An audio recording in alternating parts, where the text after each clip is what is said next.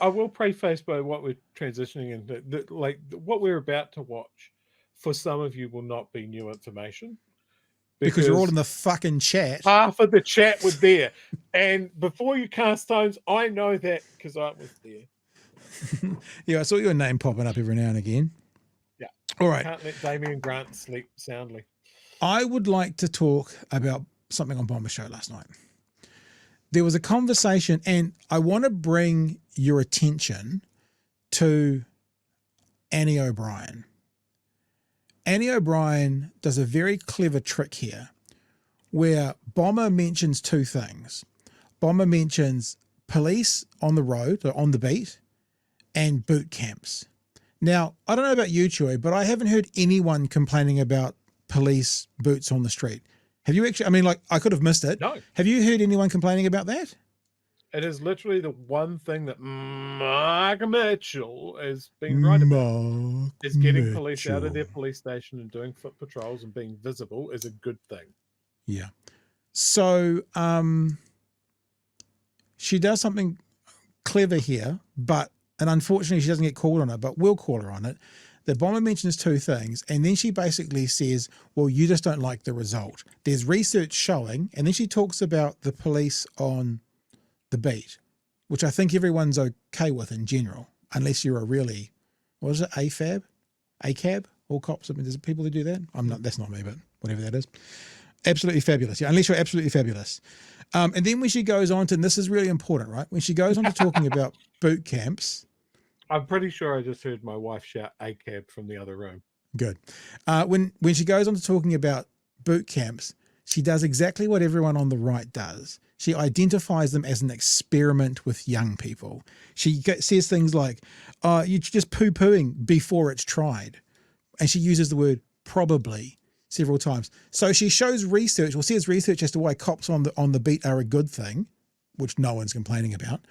And then she doesn't talk any research about the boot camps. It's clever because no one else picks it up on it, but we will. So let's have a bit of a listen. Issue 2. Over the week, the Prime Minister, the Minister for Police and the Minister for Children fronted to boast their new war on crime virtue signals. We have created a new classification of criminal, the Youth Serious Offender classification, which does sound like a punk band from the 1990s. This new classification will allow the police to arrest 14-year-olds without a warrant for breaches of compliance, and we will then force those YSOs into military boot camps that don't work. Annie, extra police foot patrols and military boot camps that don't work. This garbage isn't about solutions to crime. It's about the political theatre of playing up to right-wing feelings. So there's two things to address, right? Police on the beat, boot camps. Just remember. Things about crime and punishment, aren't they? No, I think it's not that they don't work. It's that you and others don't like how they work. And you and others don't like how they work, how both of those things don't work. Right? I don't like the fact that they don't work. Yeah. You don't like how they work. You're not happy with how both of them work. Both of these cases, there is plenty of evidence that they can. Both of these cases, there's plenty of evidence. Both, right? Cops on the beat, boot camps, both of these. You're not, she only cites one lot of evidence. So, but both of these, Chewy, there's lots of evidence. Can work I'll start with the foot patrols. Yeah, because there's no evidence for the other ones. That's why. Philadelphia did an experiment in 2009. Didn't they make a movie about that? They may have done, I don't know.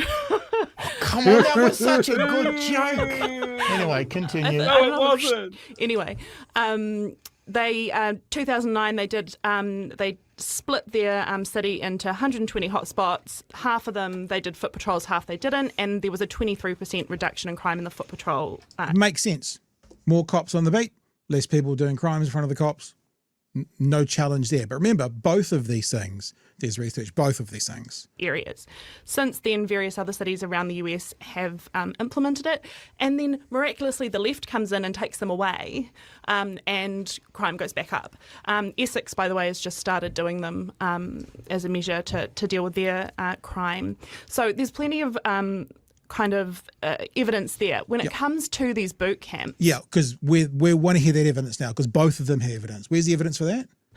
I really don't want to disappoint people, but I'm going to. Right. There is not going to be a van that pulls up on the side of the road and grabs these children, puts cloth bags over their heads and takes them to Guantanamo We're waiting for Bay. evidence. Evidence. That's Evidence. the Catholic Church. Yeah. This is not going to happen. What's going to happen is that, these specific children who've come from very probably deprived backgrounds, 11 of them, are going to go into a situation where they've got structure, they've got a bed to sleep in, they've got food when they're supposed to have food, and they're going to learn some discipline, they're going to learn teamwork, and actually it's probably going to be a hell of a lot better than the life. Probably, Chewy. Actually, Probably doesn't sound like evidence. Probably sounds like, I don't have any fucking idea about this. There is no evidence to back this up. So let's throw out some anecdotes and words like probably, which she just promised, like 2 minutes, just promised that both of them had lots of research around them and the left wouldn't like the answers because the research was so good. Life that they live on a regular basis. FUQ follow-up question. The 10 YSOs going into military boot camps now will each cost, you ready for it, Damian? You're going to love it, $500,000 fucking dollars. The Oranga Tamariki staff who oversaw the fight clubs that were exposed inside OT youth prisons last year were given 2 weeks training. Just wouldn't it be cheaper to properly fund staffing at these youth prisons rather than spend $5 million on a political virtue signal that isn't going to work? Thoughts? You've just said that you don't have faith in those same OT people to do these boot camps. Either way, it's the same. It's the military people. who are running the boot camps. It's not OT. No, it's a collaboration with both. Yeah, they take them there. No, they are part of the entire process, but it's still the same people. So I guess the answer to that is, do we defund OT and have it privately run? No, yes. Just sorry, I don't mean to interrupt, but I'm still waiting on the research for the boot camp. So we heard that yet, Chewy? Because Bomber's going to share some research that said boot camps have been tried twice. When it got tried for the first time in the 90s, there was a 94% recidivist rate. Tried second time with John Key, there was an 83% recidivist rate. So there is actual research which show that I can't. That's just your lefty bias. Oh, that's woke research. Numbers. Yeah, we all heard numbers are gay. Numbers and stats. Yeah. Look, we could even go further than that.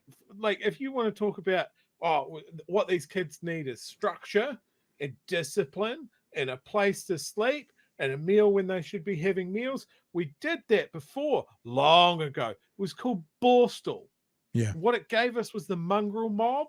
And what it gave us was decades and decades later having to do a Crown inquiry into abuse and state care. And these guys want to make it sound like a Les Mills pump class and don't want you to remember that it fails every fucking time. We're going to spend a shit ton of money that could be poured into wraparound care of not just these young offenders, but their fucking families and their communities. But no, we're going to do this because it makes the old biddies that listen to fucking news talk and think the Ram Raiders are coming for them next. It's going to make them feel better. Yeah. Yeah. There's one more bit to hear. Do you want to hear the last bit? I absolutely do. Here we go.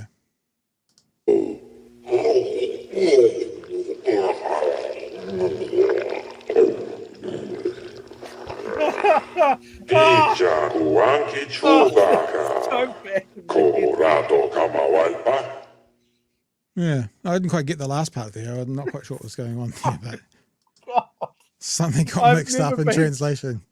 I've never been so upset to have surround sound headphones. That was dreadful. Never do that to me again. So, look, it's very clear that I think that police on the beat can actually help. Of course, they can help. I mean, we've just had that tragedy in Dunedin. I don't know if you've been through the bus hub recently, True, but it's like the kids have graffitied the wall. There's tagging all over the wall where the young fellow was stabbed, and it's brilliant because it's all messages. It's heartbreaking. I was with one of my kids driving through it the other day, this 17-year-old, and she was like, "It's going to be so sad when they paint over it." And I was like, "Oh." So it's not like beautiful graffiti. It's like tagging and stuff with his name and love hearts and miss you, bro, and this kind of stuff. And I'm like, shit, that's true. It's going to be devastating. And if they had police on the beat regularly chance of that happening go down. So no one disagrees with that. What we all disagree with, though, is the boot camp. Sorry, Cherry, you go. So a couple of things about that. One of the biggest problems with the bus hub here in Dunedin is that the police weren't visible. They had private security guards because people had been reporting problems. The police could have responded at that point, but no, it's armor guard, cell phone in hand, vape in the other, watching. Part of the thing about police walking the beat, as they did with their little bobby hats, and it's all like, let's go back into the past. One of the things about that is it makes them visible, it makes them approachable, yeah, and it deters crime. Yeah. And we're all about deterrence. We've always been talking about you don't want the ambulance at the bottom of the hill. You want a fence before you get there. That is what police on the beat are. Police can't do that if they're understaffed. And we can't have fully staffed police if we're not paying them properly and they're fucking off to Australia. Yeah. Some of these guys are so painfully close to getting this, but not aware of how they're chipping away at the solution themselves. It breaks my brain in half. The other thing I want to say here is about the memorial to the kid that got stabbed. Yeah, is it would have been super easy to discourage kids from doing that.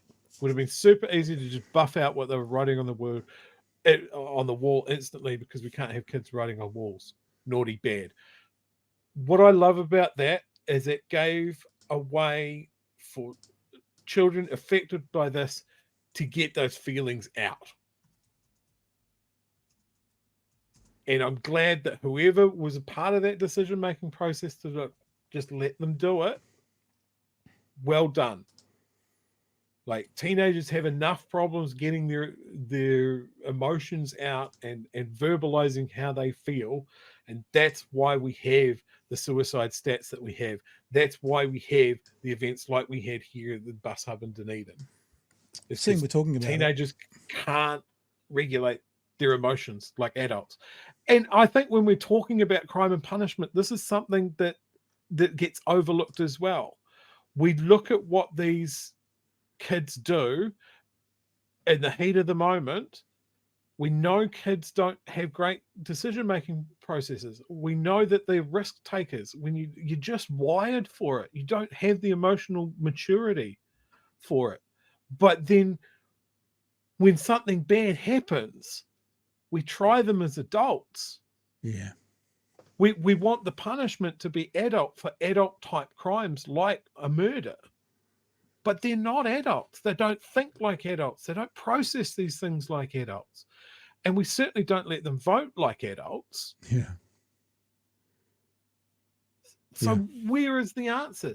I put it to you that boot camps are not the answer. And the research shows that, Joey. You bring us back full fucking circle. There's this picture for you. You look at the money that they're pouring into these boot camps for these 10 kids. Where else could that money be put to make sure we don't get another 10 kids just like them? Yep. It doesn't get votes because it's not talking to the right crowd. Like I had someone in the chat of the working group last night when I was talking about this going, yeah, but you tell that to the victims, the families that get robbed and all of that sort of stuff. And of course, if you're a victim to something, of course you want someone to suffer. Of course you want punishment. That's a natural reaction. This person that put that to me suggested that someone would come in and assault my partner. How would I feel then? I would feel angry. I would want the death penalty. I want this person punished and hurt. But you can't make decisions like that from that emotional place. That is not a society built on justice. That's a society built on vengeance. Yep. Yep. I heard someone talking, always watching political commentary, talking about the reason they didn't agree with the death penalty in America is it is the most violent form of violence, and to try and stamp out violence within the state sanctioned most violent form of violence, and if we believe that, the fish rots from the head down, or that we use the examples of those put in front of us, and if our state is committing the most violent act in the most violent way, then your society is completely lost. Now, does that mean we're just wet bus ticket? No. But ultimately, 99.9% of people who go into prison come out again. What we should all want, even if we are, the victim of a crime, or we're aligned with the victim of a crime, whatever that crime is, ultimately what we want is for that. I know this is easy to say and probably hard to do, Chewy, but if we're being honest, what we should want ultimately is when that person gets out, which will happen sometime, that they have the skills in place and the support around them that they never would do that thing again, that they serve their time, that they pay their penalty, and they come out better people. I know that sounds very rose-tinted glasses Pollyanna, but surely, because you know what, that person that stole from you or beat you up or whatever and lives in your town, you might see them in 2 years when they're back out again. What do you want to happen then? You want them to be a functioning human being that's not going to do it again. I know, as I said, easy to say, hard to do, especially if you're a victim of crime or you're the family of a victim of crime. But I guess that's, sometimes being logical feels pretty cold-hearted, and very, like, research is cold-hearted. Like anecdotal evidence, very warm-hearted. That person, how they feel and what that did to them and how it was, that's empathy with anecdotal evidence. But research and logic is cold. It's cold-hearted. And that's why anecdotal evidence serves politicians so well, because they can tug at your heartstrings by talking about one example where this thing happened and how that family, and that completely valid for that family. But remember, anecdotal evidence may not necessarily reflect what the stats or research says, right? Because it's anecdotal. It's the whole reason that we have a justice system. Because otherwise it'd be like, we caught this person that did this thing. What do you want to do with them? I want to beat on them with a bat for a bit. Well, we can't have that. Let's do this, because this is actually the clip you asked for about boot camps. You were like, it's only 60 seconds, this last clip, talking of, what's that guy's name? That guy Grant. We normally introduce him a different way. He did two things. Yeah. Not well, because he got caught, but he did twice convicted fraudster Damian Grant. Here in this clip that you were about to see, this is amazing. Imagine that you're the captain of the Titanic, and instead of glancing that iceberg, you come about as close as you fucking can to not hitting it. I don't know if this analogy works. I'm already here. Why don't we just say he gets so close? He gets so close. Is what I tried to dress it up. It failed. I feel foolish. Play the clip. Damian, I contacted Aranga Tamariki's media team yesterday to check, and there are no specific formal means for children to complain about being abused at the boot camps. In the wake of the historic abuse and state care royal inquiry, shouldn't the boot camps have a specific complaint process to ensure they aren't, abusing wards of the state? We already have a private sector boot camp regime that's working incredibly well in this country. There are a number of fairly well-known suppliers. I mean, the mongrel mob. This is such a good point that he makes. Such a good point. We already have privately run boot camps. Go. Is one. They run a very effective regime of taking young kids at a very early age. I mean, the mongrel mob and killer bees. We've had some Australian operations come in, like Circa. They come in and they provide their own system of getting young kids from deprived backgrounds and indoctrinating them into a regime. So I'm not entirely too sure why we are concerned at this new development. The only thing I don't like about the requirements to get in these boot camps is really, really difficult. You got to have 2 crimes with a potential penalty up to 10 years notched up into that. I think we need to lower the entry standards a little bit. So privatized boot camps are already out there and they're working well. Chewy, they're called gangs. That was his point. So what he's brushing against and not even taking it in is the question, why? Why are gangs being so effective at recruiting young disadvantaged youth to a life that the gangs have, which by all measures isn't pleasant or easy, but it's seen as an option for these kids? And why can't this country, with all of the resources that we have, when we're not giving them to landlords, we can't provide a single better avenue for these kids. Yeah. That all we can do is pour $500,000 per head at 10 people at a time. $500,000 total, 50,000 per head. Oh, sorry, $500,000 total. Yep. We can't deploy that money in a better way to make sure that kids don't go into the gangs. He's so close to getting it. I could be wrong there, actually, because I think it was 5 million, wasn't it? So maybe I'm wrong. Sorry, I shouldn't interrupt it. It's an enormous amount of money either way. It's an enormous amount of money. Like I think it was Cliff in the chats pointing out the fees to go to Juilliard School of Music is less than what is being paid for those boot camps. And the question that he asked, for that money, we should be turning these kids out to be Nobel Prize winners. But we don't aim that high. We don't ask these tough questions. Damian Grant can't see it. He literally walked up to it like a blind man, touched it, and couldn't identify it. That is the problem. Why are these kids going to the gangs? And why can't we, as a country, collectively, see a better option for these kids?